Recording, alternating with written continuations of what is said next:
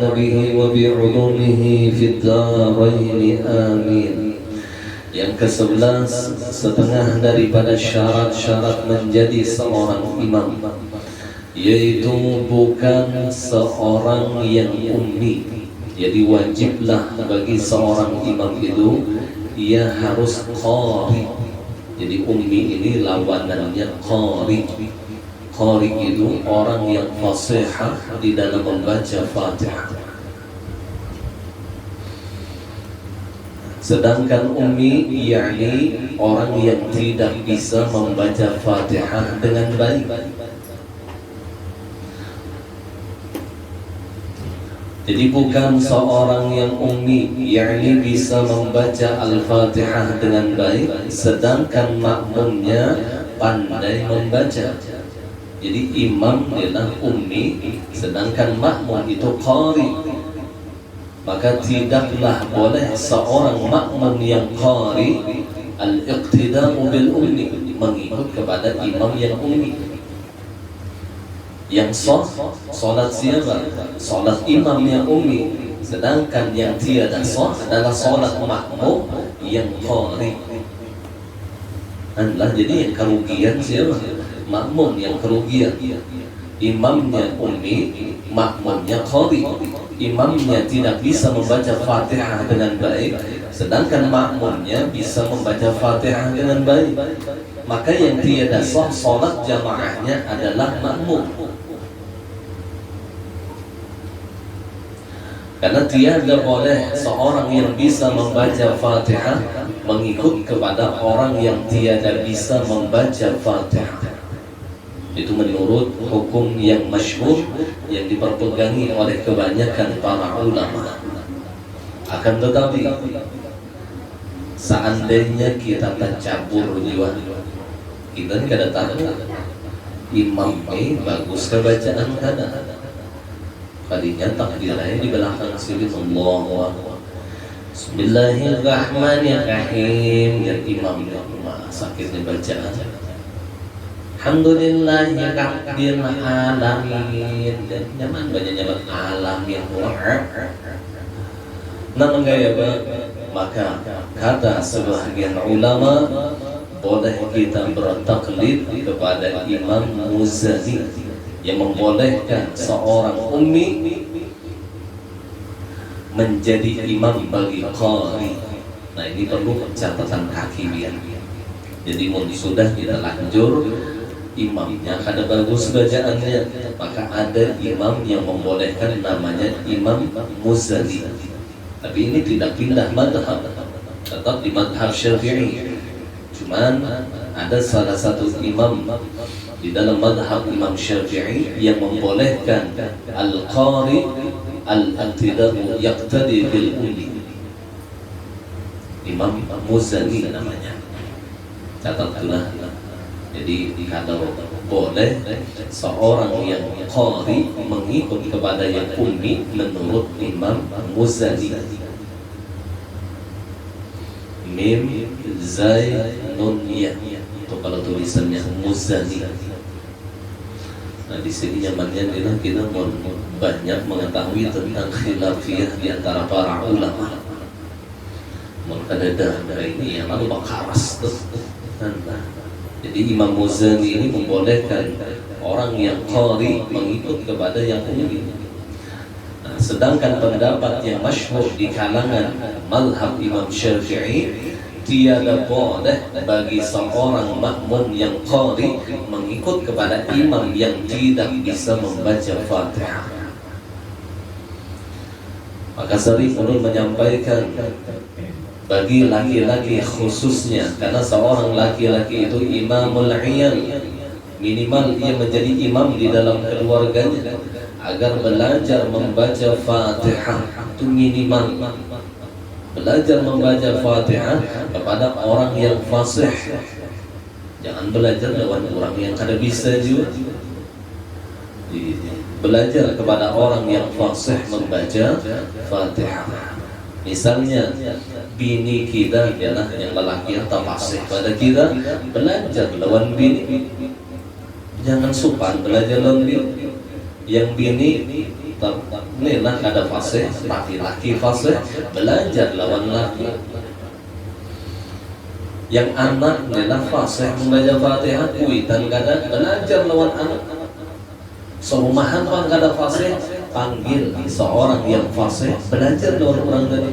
Menghendak barokah, datang ke rumah orang yang qari, yang fasih membaca Al-Quran, membaca Fatihah, belajar kepada beliau.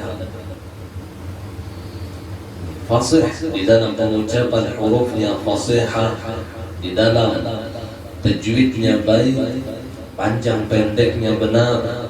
Ditambah lagi beliau mengetahui tentang apabila berubah huruf berubah makna. Ada yang berubah huruf tapi tidak berubah makna. Apabila berubah huruf dan berubah makna, maka Fatihahnya, maka sholatnya batal. Bukan hanya haram bacaannya, tapi sholatnya juga batal. Tapi ada juga bacaan yang ketika berubah huruf tapi tidak berubah makna, dan ini tidak membatalkan sholat. Ghairil maghdubi alaihim waladdallin, itu kan dot, dirubahnya dengan huruf dal. Ghairil maghdubi alaihim waladdallin, ini berubah huruf, berubah makna. Waladdallin, orang dalilnya dalon. Habis makmum di belakang yang kada qari juga juga batal, kalau dipakai juga batal, kan bisa juga baca Fatihah. Amun sama-sama ummi, yang imam ummi, yang makmum ummi, nah itu tidak masalah berjamaah. Yang makmum misalnya betagar, imam betagar juga, sama-sama kita ini bongolannya aja sudah. Jadi kebongolan katanya. Yang imam kada bisa, yang makmum kada bisa juga. Tapi ini imam di dalam agama artinya sah aja jamaahnya. Apabila imamnya ummi, makmumnya juga ummi. Dan jadi masalah itu makmumnya qari bisa membaca Fatihah, imamnya tidak bisa baca Fatihah. Nah ini yang jadi masalah. Kayak waladdallin tadi seharusnya dot, pakai dot. Dot itu mengeluarkan suara di pinggir lisan. Jadi ada angin di pinggir lisan itu. Bagi orang Arab, penuturan dot itu adalah huruf yang paling sulit diucapkan. Jadi sampai Rasulullah bersabda, "Ana afsahu man nataqa bid-dot." Aku adalah orang yang paling fasih menuturkan huruf dot. Aku adalah orang yang paling fasih menuturkan huruf dot. Karena memang orang Arab itu sulit menuturkan huruf dot. Nah ada yang merubah dot itu menjadi dal, maka artinya beda. Kalau waladdallin bukan jalan orang yang sesat, itu makna yang sebenarnya. Kalau waladdallin bukan jalan orang yang memberi petunjuk. Dalun itu memberi petunjuk, dallun itu sesat. Yang dimaksud di sini adalah sesat. Dan kita minta tunjuki kepada Allah jalan yang lurus, bukan jalan orang yang kau benci. Ghairil maghdub itu jalan yang Allah benci. Waladdallin, dan bukan jalan orang yang Allah sesat, yang orang yang sesat. Yang dimaksud maghdub di sini Nasrani, yang dimaksud dhalin di sini Yahudi. Itu menurut tafsirnya.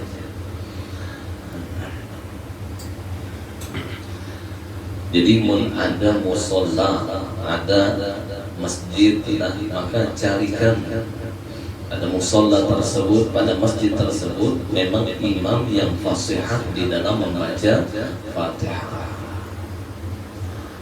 Dan seharusnya digaji, tidak masalah digaji. Berarti kan ikhlaslah imam yang digaji itu ada.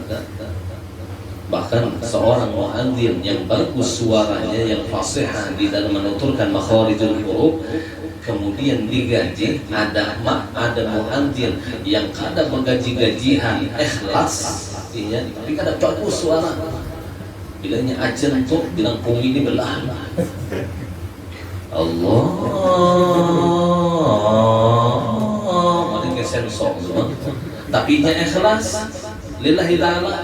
Mana baiknya orang yang ada ini kan ikhlas kadang ini berharap duit, misalnya itu nih berharap duit, tapi suaranya baik. Mana yang lebih utama? Ujar ulama, lebih utama orang yang suaranya baik, yang fasih sekalipun tiada ikhlas. Kenapa? Karena adzan itu syiar. Adzan itu syiar. Demikian juga seorang imam, cari imam yang fasih.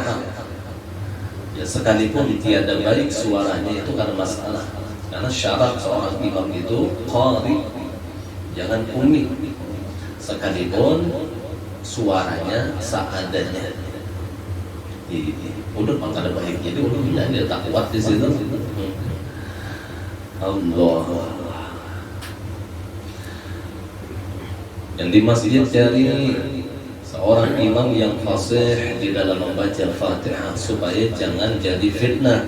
Yang kesian itu tadi makmum yang qari mengikut kepada imam yang ummi itu tiada sah menurut kebanyakan para ulama. Namun kitab isi dari kan ada juga sedikit inggutan yang tercampur jadi mau belajar Fatihah itu hanya 7 ayat saja. Dari Bismillah sampai Waladhdallin itu 7 ayat. Huruf di dalamnya pun tidak selengkap seperti huruf hijaiyah. Kurang 7 daripada huruf hijaiyah, karena ada 7 huruf yang tidak ada di dalam surah Al-Fatihah. Jadi tak kurang juga belajarnya kan? Karena tidak ada 7 huruf ini di dalam surah Al-Fatihah, seperti shin kedadah, kemudian pula zai kedadah, apalagi jim kedadah, kedadah ya Allah jim, jah kedadah. Belajar masalah bisa kada bisa itu urusan Allah. Sudah sering disampaikan, Allah itu memandang usaha seseorang, bukan memandang hasil.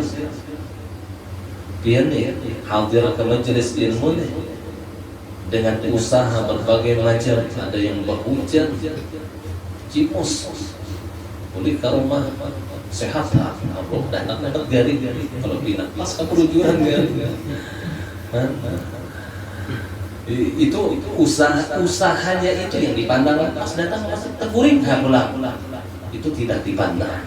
Hasil tidak dipandang oleh Allah. Yang dipandang oleh Allah usaha ikhtiarnya. Karena masalah hasil itu urusan Allah, tapi usaha ikhtiar itu urusan hamba. Kita berusaha semaksimal mungkin, itu urusan kita. Jangan disangkut pautkan dengan Allah. Aku ngejar kada berduit nih karena takdir dia sudah kada berduit, itu jangan disangkut pautkan sama Allah Ta'ala. Karena kita kada berusaha ikhtiar. Kan paham ya kalau dah 2 minggu sudah dijelaskan masalah ini. Yang penting usaha dulu, belajar dulu. Masalah bisa kada bisa itu urusan Allah. Nah itu baru kita bisa bercerita tentang takdir. Karena sudah punya usaha ikhtiar dengan kesungguhan gila semaksimal mungkin, semampunya. Semampunya itu beda dengan semaunya. Jangan belajar itu semampunya, jangan semaunya. Mbah no ada, mbah no koda, mbah turun, nah itu semaunya katanya, semampunya. Jadi menuntut ilmu itu semampunya. Jangan sakahandaknya, sakahandak teman-teman. Ittaqullah mastata'tu. Takwalah kalian kepada Allah semampu kalian. Jadi kalimat semampu di sini jangan diartikan semau kita. Termasuk takwa kepada Allah adalah menuntut ilmu. Menuntut ilmu itu jangan semau kita, tapi semampu kita. Semampu kita. Nah, qadar mampu ini pun berbeda-beda di dalam setiap manusia, itu beda-beda. Ada salah-salah. Nah, kembali jadi belajar. Ulun kada mau mencontohkan adalah karena ini kita lewat sudah, ini masalah syarat menjadi imam. Nanti bagi dia yang akan belajar banyak aja yang jauh di kampungnya, banyak aja guru-guru kampung yang hendak lawan orang majelis. Di sini ada guru imul syair, ada guru pahing, adanya hendak lawan guru yang lain. Terserah yang penting belajar, itu aja sudah penting benar belajar membaca Fatihah. Ini yang utama. Sampai di dalam sebuah hadis Rasulullah, la salata liman la fatihatan, tidaklah salat bagi orang yang tidak membaca Fatihah. Bahkan ulama mengatakan intisari di dalam salat adalah qiraatul Fatihah. Membaca Fatihah itu intisari di dalam salat. Intisarinya sebagaimana al-Arafah, al-Hajj al-Arafah, wukuf di Arafah itu menjadi rukun terbesar di dalam ibadah haji, maka al-Fatihah adalah rukun terbesar di dalam sholat. Kalau wukuf di Arafah itu menjadi rukun terbesar di dalam ibadah haji, maka Fatihah menjadi rukun terbesar di dalam sholat. Maka bersungguh-sungguh dah di dalam mempelajari bacaan Fatihah, bersungguh-sungguh semampunya. Kemudian yang ke-12, syarat seorang imam tidak sedang menjadi makmum. Bagi imam yang masih, bagi seorang makmum itu tidak boleh menjabat menjadi imam. Jadi makmum jangan dijadikan imam.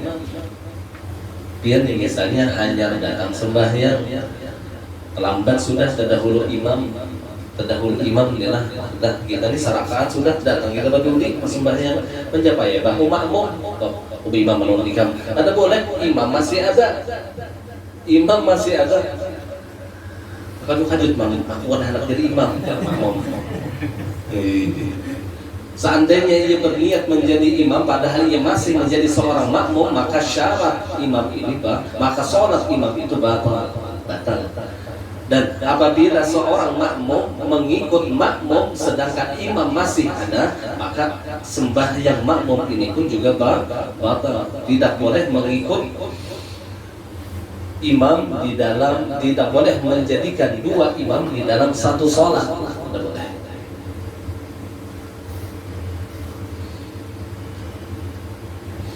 Dua imam, bini istri, laki dua. Kayak bagi saya dua buting imam, pas beranak, bingung status anaknya anak amat ke anak udin. Ada kawan karena dua imam itu masih kata di dalam Al-Quran Allah mengatakan lau kana fihima aliha ghairallah la fasadata, seandainya di langit dan di bumi ini ada beberapa Tuhan selain daripada Allah, la fasadata, maka niscaya langit dan bumi ini akan hancur binasa. Jadi langit dan bumi ini hanya punya satu Tuhan. Alam semesta ini hanya punya satu Tuhan. Kabupaten ini hanya punya satu bupati. Kampung kita hanya punya satu RT. Coba kan dua RT, kehancuran dia RT gotong royong, si kong kan usah gotong royong. Bertambah. Begitupun di dalam sholat itu tidak boleh satu sholat menjadikan dua orang imam. Tidak boleh. Jadi makmum yang masih menjadi seorang makmum dan masih berimaman dengan imam yang di depan tidak boleh diangkat menjadi imam. Kecuali, ada pengecualiannya yang dipahami. Apabila sholat makmum ini masbuk, Setelah imam assalamualaikum warahmatullah, assalamualaikum warahmatullah, berdiri. Kalau lah yang masbuk ini misalnya 1 rakaat, dia berdiri 1 rakaat. Datang makmum yang lain mencari imam, ternyata sudah selesai. Ada yang berdiri, maka dijadikannya yang berdiri ini sebagai imam. Boleh, karena sudah selesai dengan imam yang pertama. Paham? Nah, ini pengecualian. Tapi kalau belum selesai dengan imam yang pertama, maka tidak boleh dijadikan imam. Tapi apabila sudah selesai dengan imam yang pertama, kemudian dia berdiri setelah salamnya imam sebagai makmum yang masbuk, maka makmum yang masbuk ini boleh kita angkat menjadi imam. Boleh kita angkat menjadi imam. Nah, kayak apa angkatnya guru? Ada sebagian ulama mengatakan dengan menepuk bahu makmum tadi, ditepuk bahu. Jadi di sini khilafiyah di antara ulama, ada yang mengatakan menepuknya itu sebelum sholat. Jadi tak tahu. Itu isyarat makmum yang adil, dia mengetahui, oh aku berniat jadi imam. Makmum yang alim yang diangkat sebagai seorang imam, dia berniat ketika ditepuk di bahu itu, dia tahu aku ini jadi imam, berniat.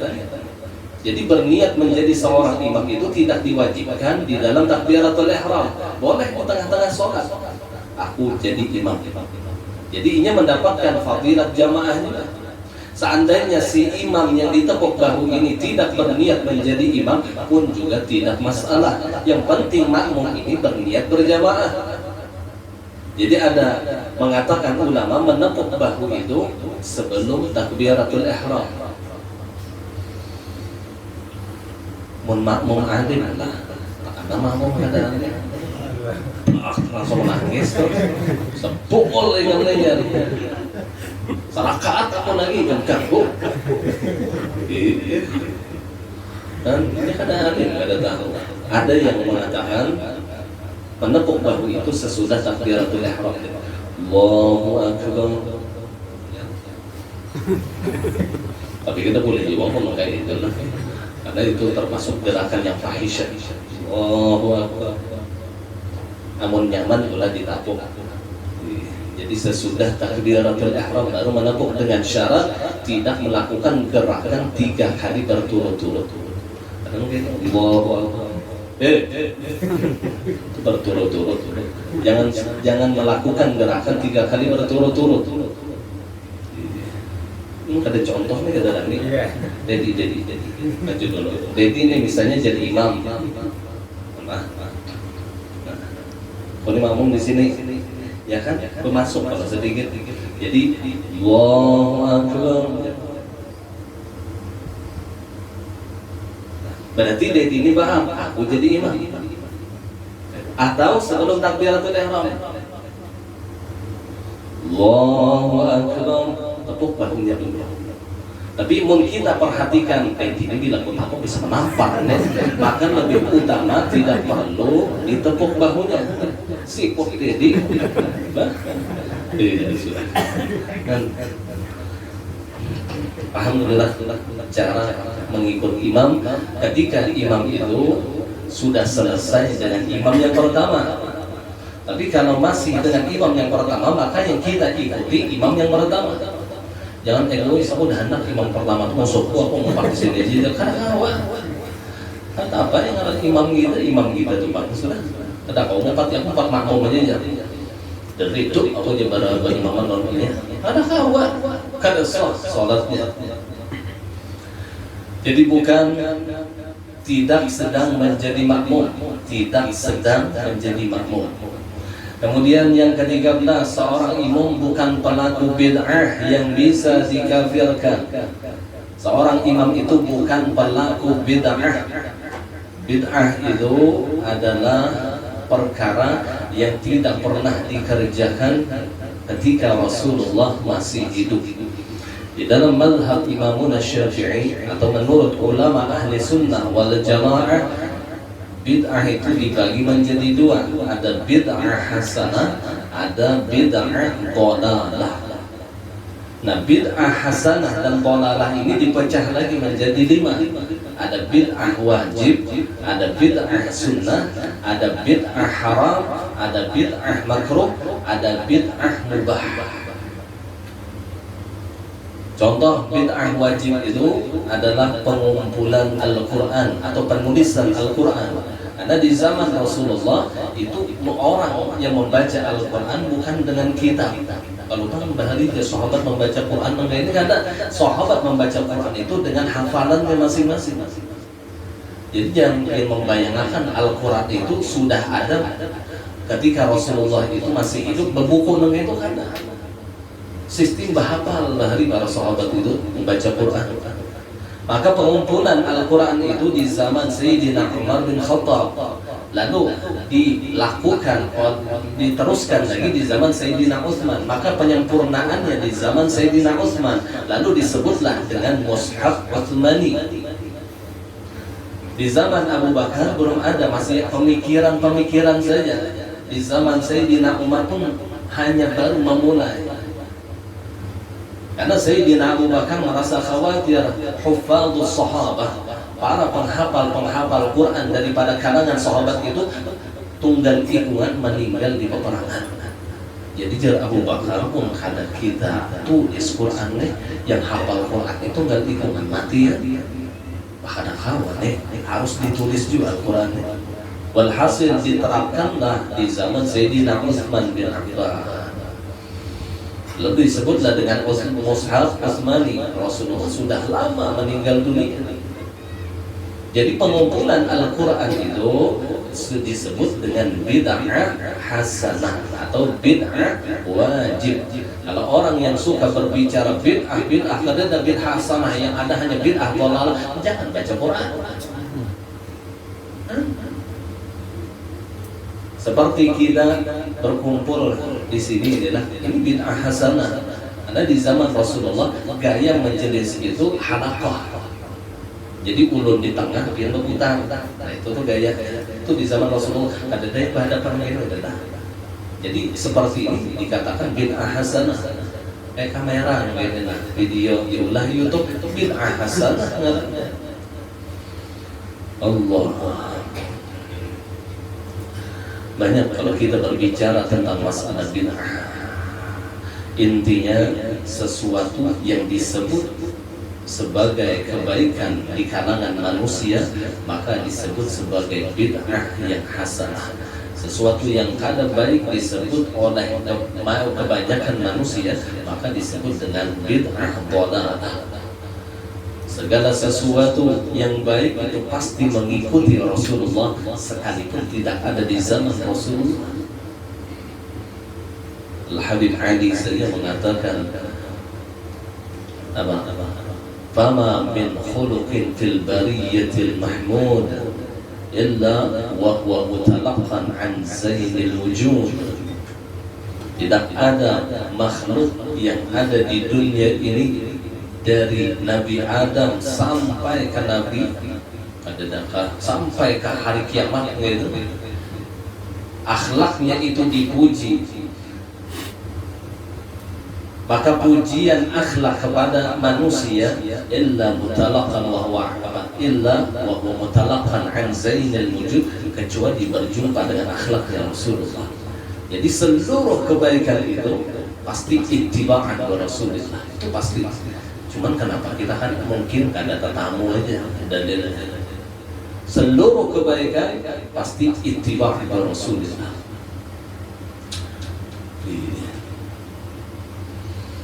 وكلهم من رسول الله ملتمس غرفا من البحر أو رشفا من اليم وكلهم seluruh mereka para nabi, para rasul, para awliya Allah, para orang-orang saleh ila yaumil qiyamah min rasulillahi multamisun, mereka mengambil dari Rasulullah akhlak mereka, ilmu mereka, kelakuan mereka, cara bicara mereka. Dan Rasulillahi multamisun gharfan minal bahr, ada yang segayung daripada lautan yang sangat luas, au rashfan minad diyam, ataupun setetes hujan daripada hujan yang sangat deras.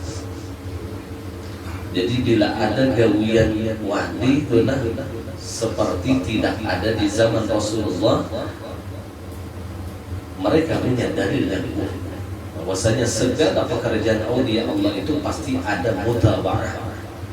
Nah, kayak pemaulidan memang secara mutlak maulid itu bid'ah, tapi kalau kita rincikan satu persatu isi daripada seluruh maulidnya Rasulullah, maka itu sunnah. Coba rincikan pemaulidan munisambat pemaulidan nyata bid'ah karena tidak ada di zaman Rasulullah itu pemaulidan. Tapi rincikan bang, di dalam maulid itu isinya apa? Membaca sholawat bid'ah ada bid'ah. Di dalam maulid itu apa isinya? Membaca biografi Rasulullah dari Rasulullah masih di dalam kandungan sampai Rasulullah meninggal dunia. Bid'ah ada bid'ah. Karena Allah mengajarkan kepada Nabi tentang cerita Nabi yang terdahulu. Wa kullan naqussu min anba'ir rusul ma nuthabbitu bihi fu'ada. Tiap-tiap yang kami beritakan daripada berita para nabi kata Allah kepada engkau wahai Muhammad, melainkan tiada lain adalah menguatkan hati engkau menuju kepada jalannya Allah. Nuthabbitu bihi fu'ada. Jadi menyebutkan biografi Rasulullah itu bukan bid'ah. Itu diajarkan oleh Allah kepada Rasulullah. Di dalam maulid, pemakanan, menjamu tamu, bid'ah ada. Orang datang ke rumah seorang, dimakani, bid'ah ada. Karena bid'ah menjamu tamu. Tamu itu batasnya 3 hari. Namun sejam-jam hanya jelas tamu sudah. Jadinya 3 hari di rumah seorang, maka hilang status tamu. Jadi batas tamu itu 3 hari berdiam di wadah kita. Bila sudah yang ke-4 hari tentang aja kita. Bukannya ditendang, itu perbaikan. Jadi hilang sudah hak tamu itu hilang. Hanya ada kebaikan kita kepada seseorang. 3 hari. Nah, orang yang dibacakan maulid lalu ia hadir dimakani itu menjamu tamu. Man kana yu'minu billahi wal yawmil akhir falyukrim dhaifa. Barang siapa beriman kepada Allah, beriman dengan hari akhir, maka muliakanlah tamunya. Dipintakan mana bid'ahnya? Berdiri di waktu membaca asyarafal itu bid'ah. Dipintakan mana bid'ah? Ketika Rasulullah hadir di perkumpulan para sahabat, itu kebanyakan sahabat berdiri menyambut Rasulullah. Bid'ah di mana? Nah, kalau kita rincikan perkara maulid itu seputing-puting gak ada bid'ah.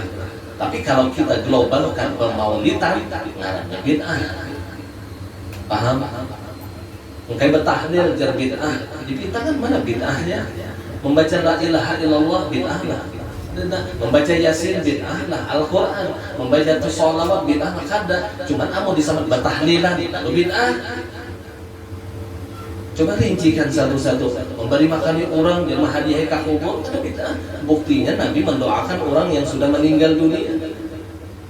Kita membaca salat jenazah di rakaat yang ketiga isinya doa, rakaat yang keempat isinya doa Allahumma ighfir lahu warhamhu wa'afihi wa'fu anhu. Ya Allah, ampunilah orang yang meninggal tadi, maafilah segala kesalahannya, kasih sayangilah ia.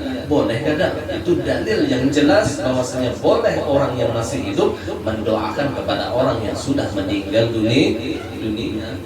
Namun kada boleh, kan usah sembahyang fardu kifayah.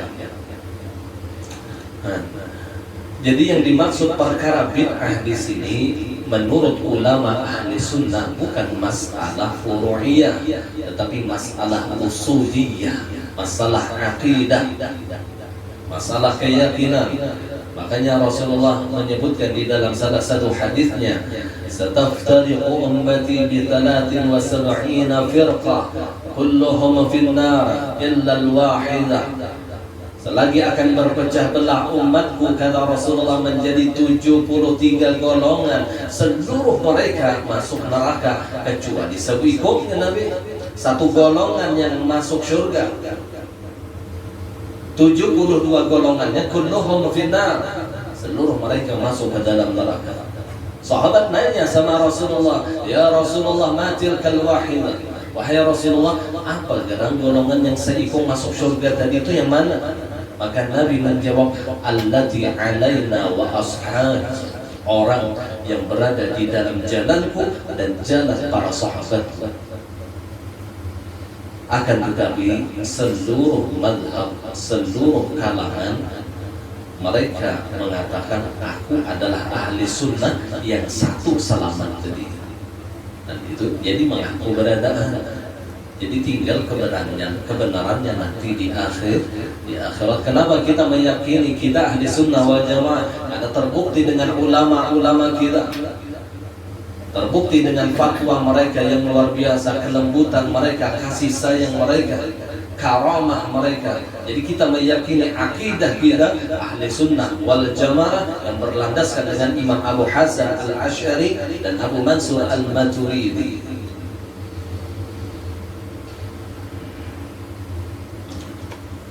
Jadi kita meyakini akidah kita ahli sunnah karena kita banyak punya bukti dan dalil. Teruji coba sudah. Akidah Asy'ariyah ini sudah teruji coba. Paling banyak yang jadi waliullah orang yang berakidahkan Asy'ariyah. Yang jadi kekasih Allah itu orang yang berakidahkan Asy'ariyah. Asy'ariyah ini yang pencetus metode pengenalan kepada Allah dengan cara sifat 20. Yang kita belajar sifat 20, metode sifat 20 ini diperkenalkan oleh Imam Abu Hasan al-Ash'ari. Pahamlah. Dan sifat 20 ini tetap tidak keluar daripada Al-Quran dan hadis.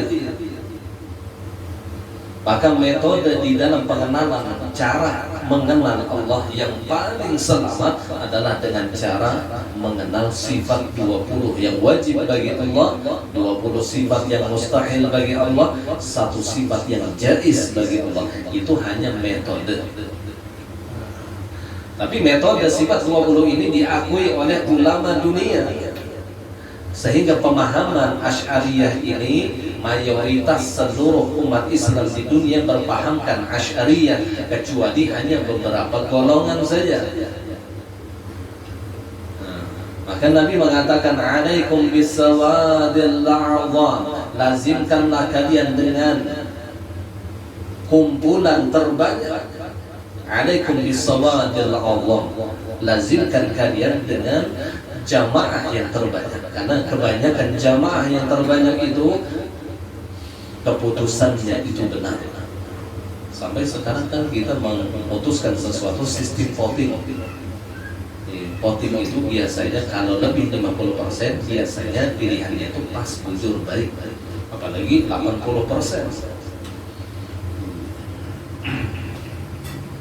Alaikum bisawadil a'dham. Nah, yang dimaksud dengan golongan bid'ah adalah golongan yang keluar daripada ahli sunnah wal jamaah. Yang 72 golongan tadi. Nah, lengkap kalau di dalam kitab Tuhfatul Radhimin yang disusun oleh Datuk Kalampayan. Jadi beliau di situ menyebutkan tentang golongan-golongan yang bid'ah, dhallun mudil, bahkan sampai kepada kafir. Seperti akidah Mu'tazilah, kemudian akidah Rafidhiyah. Rafidhiyah ini jadi orang Wahhabi Syiah. Akidah Syiah itu dhallun mudil, sesat, menyesatkan, bahkan sampai masuk kepada kafir. Kenapa jadi kafir? Karena akidah mereka menghalalkan nikah mut'ah, kawin kontrak. Aku kawin, aku terima kawin lawan Bulanah binti Bulan dengan mahar sekian selama sebulan. Jadi halal kada zinahnya sebulan. Banyak pejabat yang memakai kawin, ada pengurunya aja di hotel tuh. Lu kasih ahli sudah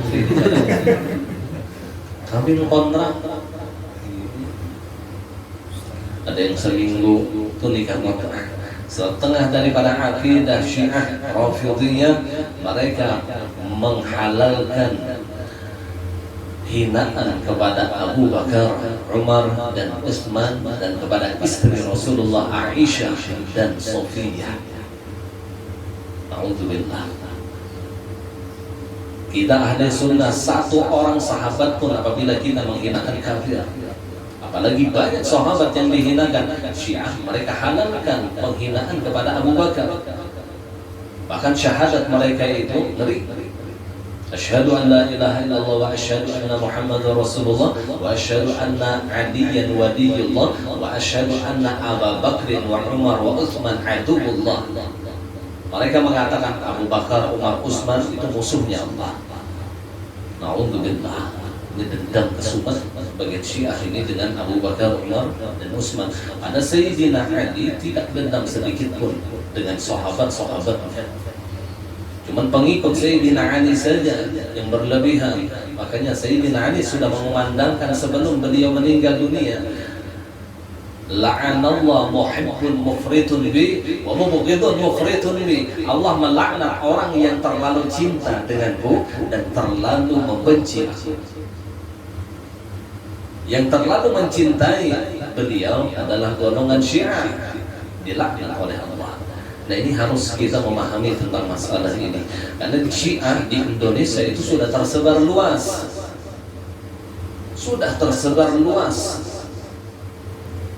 perlu kita hati-hati. Maka yang kita khawatirkan, pembawa Syiah itu kebanyakannya dzurriyyah Rasulullah. Mudah-mudahan jangan sampai ke kota baru. Nah, kita tetap menghormati mereka, kita tetap menghargai Ahlul Baitnya Rasulullah. Tapi ketika beliau mengajarkan Syiah kepada kita, maka kita tidak menerima ajaran mereka. Hormat tetap, ta'zim tetap, cinta tetap, tapi mengikuti ajaran mereka tidak. Nah, jadi kita perlu ketegasan. Perlu kita tegas. Muhibbun mufritun bi, Allah melaknat kepada orang yang berlebihan mencintai aku, kata Sayyidina Ali.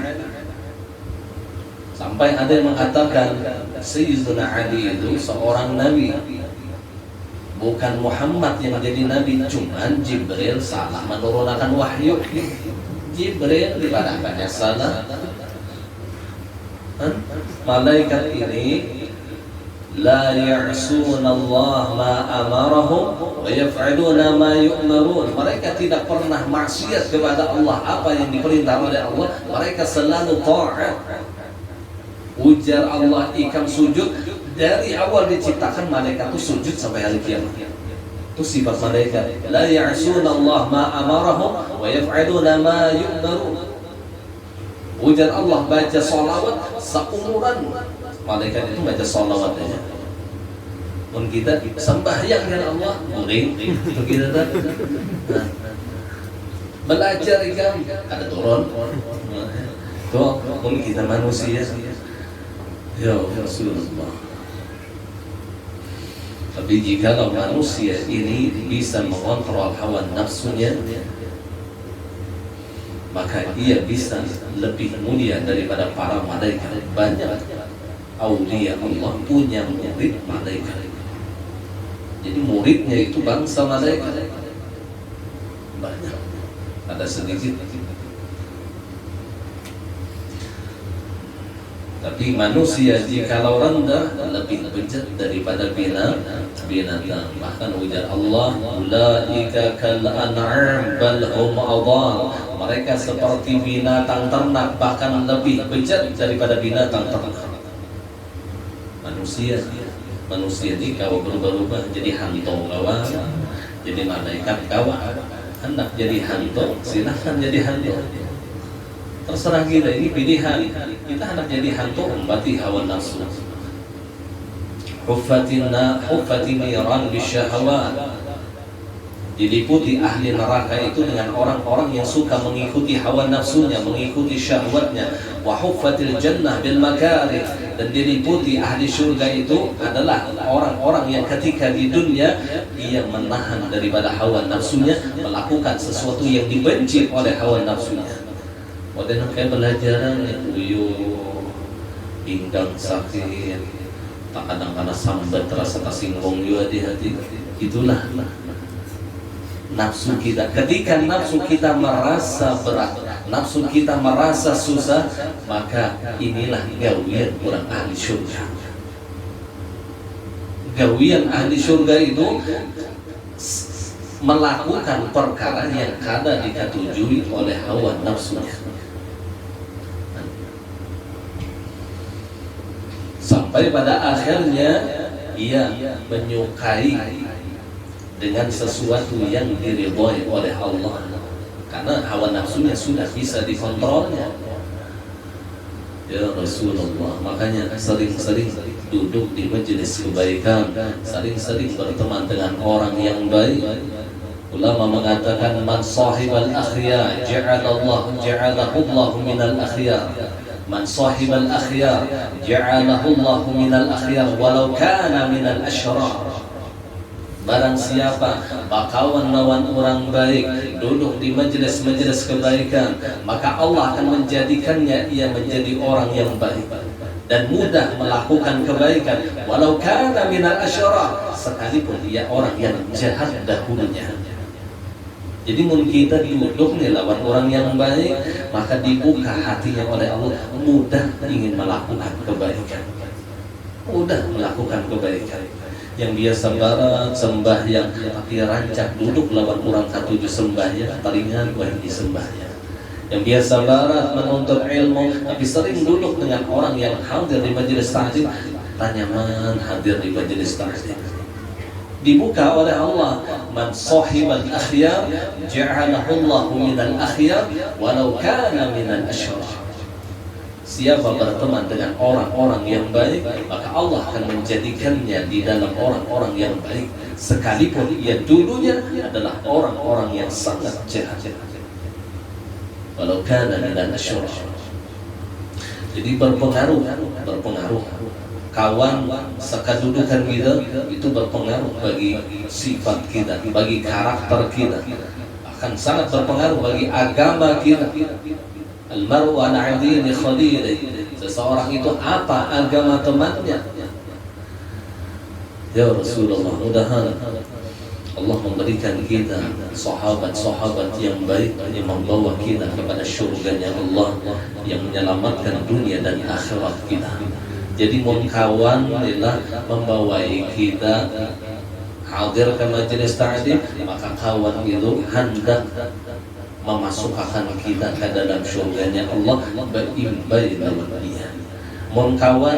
Kawan menyuruh kita sembahyang, maka kawan itu adalah kawan yang cinta lawan kita. Inya kada hendak namun kita masuk neraka. Makanya jangan tersinggung apabila ada kawan yang menyuruh kita kebaikan, inya sayang lawan kita. Bukti sayangnya karena hendak kita masuk neraka.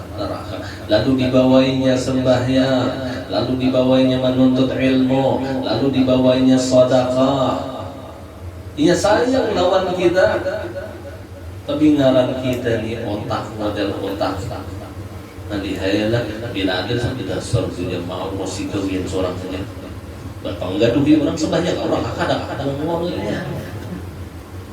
Ya Allah, di mana anak akal? Itu bukti cinta. Bukti cinta, ia tidak ingin orang yang dicintainya itu terjerumus di dalam maksiat. Nah, kembali lagi ke masalah bid'ah. Jadi akidah yang bid'ah itu salah satunya Rafidhiyah atau Syiah.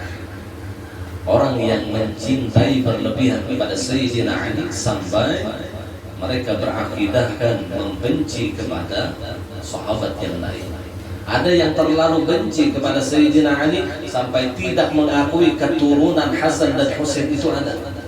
Ada mengakui habaib itu ada. Nah, ini golongan yang qadun mudil pun juga sesat, menyesatkan. Karena mengakui lawan zuriyat Rasulullah, kadang zuriyat Rasulullah itu habis sudah paket sudah. Ya Rasulullah pada Nabi bersabda, inna nasabi was sababi la yanqati'u ila yaumil qiyamah. bahwasanya nasabku dan sebabku tidak akan terputus sampai hari kiamat. Karena buktinya Imam Mahdi kelak yang dibangkitkan oleh Allah yang akan menentang kepada Dajjal la'natullah alaih, Imam Mahdi adalah, maka itu diambil daripada golongan dzurriyyah Rasulullah, Imam Mahdi. Jadi kita ini nunggu-nunggu Imam Mahdi. Kita Imam Mahdi empat A gitu. Ada ulama-ulama yang sekarang mengatakan Imam Mahdi sudah muncul sekarang, cuman masih belum lagi ditugaskan. Artinya syarat Imam Mahdi ini ahlul bait dzurriyyah Rasulullah, kemudian dikenal di penjuru dunia, itu syaratnya, dikenal di penjuru dunia. Karena kalau kita guru pakti atau Imam Mahdi di Salaro aja ada tahun sini juga misalnya adalah ada kata mengaku, jadi orang yang mengaku Imam Mahdi itu di penjuru dunia dikenal. Kenal, kalau mengaku aku Imam Mahdi, siapa sih dia tahu? Guru ikut mana aja mau pulang ada terkenal. Ya Allah. Jadi syaratnya dzurriyyah Rasulullah dikenal oleh dunia, kemudian menegakkan keadilan. Ya Rasulullah. Wallahu a'lam siapa kita ketahui. Dan yang tetamu gitu, tetamu itu apa banget kiamat lagi. Allah, mudah-mudahan tetamu juga kita menjadi pengikut beliau. Kita menjadi pengikut beliau. Jadi siap-siap itu sudah bahasa para siapakah pemulakan menajuan siap sudah banyak. Itu benar ya. Nah, termasuk golongan yang bodoh model seperti Qadariyah, Jabariyah, apalagi filsafah Khawarij atau Kharijiyah, Khawarij dan lain-lain sebagainya. Ada 72 golongan yang keluar daripada ahli sunnah. Nah, apabila ini jadi imam, kita kada boleh umpat. Kita kada boleh umpat. Contoh, misalnya imam ini mengakui Tuhan itu di langit. Ini akidah Mujassimah namanya. Mujassimah itu menjisimkan Allah, seakan-akan Allah Ta'ala itu duduk di atas arsy bersemayam. Menjisimkan Allah Ta'ala di atas langit, ngarannya atas berarti Allah Ta'ala memiliki semacam benda. Ngaran atas itu kan berada di, yang meyakinkan Allah Ta'ala di atas langit. Nah, ini bahaya, ini akidah Mujassimah, keluar daripada ahli sunnah. Sedangkan kita ahli sunnah, sifat Allah Ta'ala itu mukhadafatuhu ta'ala lil hawadith, laisa kamitslihi syai'. Tidak ada yang menyerupai sesuatu jua pun dari alam semesta itu seperti apa Allah. Tidak ada yang menyerupai. Mukhadafatuhu ta'ala, menyalahi Allah Ta'ala bagi segala yang baharu. Apabila baharu punya tempat, maka mustahil Allah Ta'ala punya tempat. Namun Allah dipadahkan di atas langit. Seandainya ada pertanyaan, di manakah Allah sebelum diciptakan langit? Di mana? Di buminya. Itu jawaban pangarasan. Namun langit dulu diciptakan, apalagi bumi. Kita jadi makmum lawan orang yang akidahnya seperti itu, kada sah. Jadi kada kawa juga yang penting kita berjemaah aja. Ada kawa, bukan ada mengaji. Dan yang asal berjamaah di hati jiwa imamnya ini pelaku bid'ah kada, akidahnya bid'ah kada, lawan wali kada percaya. Ada orang yang kada percaya lawan wali ini sama sebagian akidah yang bid'ah. Kada di zaman Nabi itu yang kada percaya lawan wali, jangan percaya lawan wali, kan mungkin wali itu ada. Kada mau ini kada ada lagi wali itu bid'ah akidahnya. Kada boleh jadi imam. Allah menurut jelaskan akidah yang tidak macam itu biar panjang lebar. Jabariyah itu ilmu sabuku. Di ilmu sabuku itu ya akidah Jabariyah. Kalau di dalam kitab ngarannya yang hakikat menurut. Jadi imamnya ada sahih. Kita mengikuti mereka ada sahih. Ya Allah, Anda jadi ada asal sembahyang berjamaah.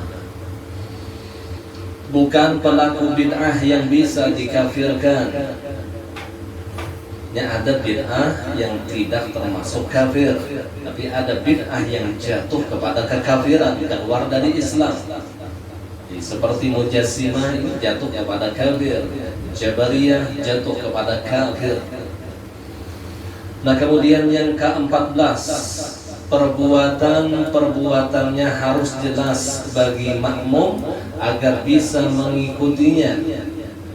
Jadi perpindahan rukun itu jelas bagi makmum. Perbuatan imam pun juga jelas, rukuknya jelas, i'tidalnya jelas, bacaan Fatihahnya jelas, supaya makmum mudah mengikuti. Karena ju'ilal imam liyu'tamma bih, dijadikan imam itu kata Rasulullah untuk diikuti. Bagaimana makmum bisa mengikuti amun imamnya kada jelas? Kurang sami Allahu liman hamidahnya, Allahu akbar, dibangkit pada ruku Allahu akbar. Makmum nih ruku bingung nih, bangkit kada sami Allah. Tapi mau kada ini apa lain misalnya mau sengaja dia. Kurang sami Allahu liman hamidahnya, Allahu akbar, dan makmum bisa langsung sujud nih. Ya Allah. Jadi jelas, suaranya jelas. Makanya sudah ulun sampaikan, makmum yang tidak jelas mengikuti imam, maka syarat sebagai makmum hilang. Syarat berjamaah itu hilang. Contoh ketika kita sembahyang di masjid yang besar pada malam hari, ternyata mati lampu. Jadi kita kada tahu apakah imamnya ruku atau i'tidal ataukah sujud. Kita kada perlu mengarasi, kita berjamaah kada perlu, karena syarat berjamaah sudah hilang, mufarakah saja, jangan mengarasi. Nah, bahkan baru sujud, orang sudah bangkit berdirinya masih sujud karena mengarasi, jadi makmum. Ketika syarat berjamaah itu hilang, maka kita tidak perlu mengarasi untuk sholat jamaah, karena syaratnya saja tidak masuk. Paham nggak? Ini banyak yang mengarasi. Padahal syarat berjamaah saja hilang, karena syarat berjamaah itu harus mengetahui perpindahan rukun imam. Apabila ia tidak mengetahui perpindahan rukun imam, maka hilanglah syarat berjamaah. Maka ia kembali untuk sholat sendirian. Jadi mufarakah saja. Kemudian yang ke-15, wallahu a'lam bishawab. Maaf, minta ridha, minta halal dunia akhirat, bacaan Al-Fatihah. Iyyaka na'budu wa iyyaka nasta'in. Ghairil maghdubi 'alaihim waladdallin. Amin ya Allah ya Rabbal Alamin. Bismillahirrahmanirrahim. Alhamdulillah Rabbil Alamin. Allahumma salli ala Sayyidina Muhammad ibn Abdullah al-qaim bihuquqillah ma daqat illa wa farrajaha Allah wa ala alihi wa sahbihi ajma'in. Allahumma nawwir qulubana bi nuri hidayatika, Allahumma nawwir qulubana bi nuri ma'rifatika, Allahumma nawwir qulubana bi nuri al-yaqin kama nawwarta al-ardha bi nuri shamsika abadan abada. Wa sallallahu ala sayyidina wa lana Muhammad wa ala alihi wa sahbihi wa sallam. Alhamdulillahi rabbil alamin. Ma sha Allah la quwwata illa billah.